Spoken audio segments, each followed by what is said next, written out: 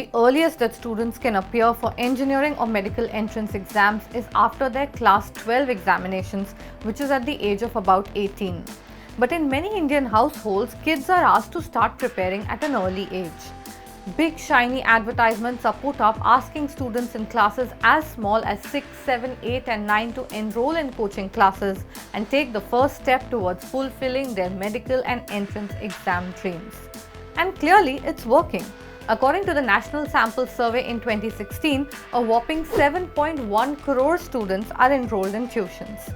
In 2022, the coaching industry market revenue was over 50,000 crore rupees. In many cases, parents who may not know any other way to get their kids to start preparing, they enroll them in these centers after paying a steep fees. At many times, these centers impinge on regular classes, or they're extremely hectic, or they're cramped, or they're just too much for the kids to take. In many cases, the fee is non-refundable. But this is set to change. The government has now said that coaching cannot happen unless the student is done with their class 10 examinations. Basically, that is unless the student is over 16 years of age.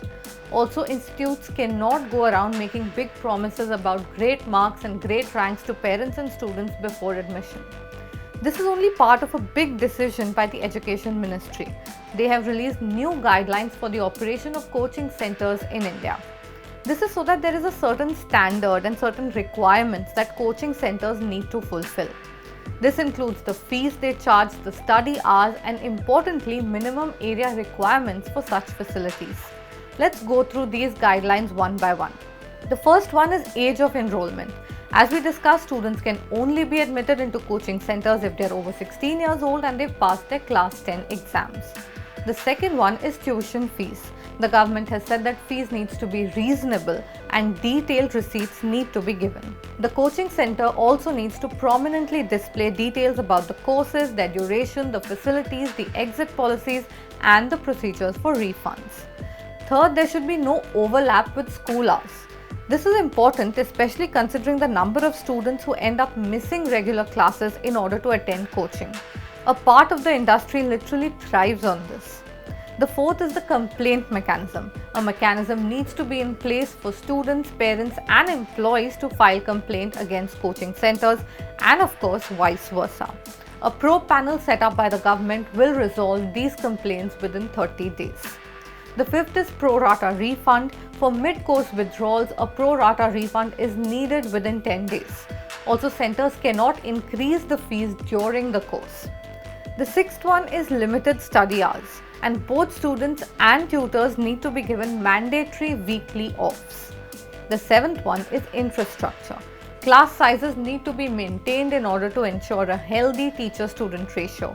A minimum of 1 square meter per student needs to be given for each class. The guidelines also include fire and building safety codes, electrification, ventilation, lighting, and mandatory CCTV cameras. If a coaching center violates any of these terms, they will be charged 25,000 rupees the first time around, 1 lakh rupees the second time around, and if there are repeated breaches, the center's license can be revoked. These are some of the measures that the government has taken to ensure that there's more rhyme and reason to how coaching centers function. The 50,000 crore rupee coaching industry was projected to more than double by 2028. How much impact these decisions have on that, we'll have to wait and watch. But students will of course heave a sigh of relief. Hope you found this video useful. For more such content, keep watching Mint.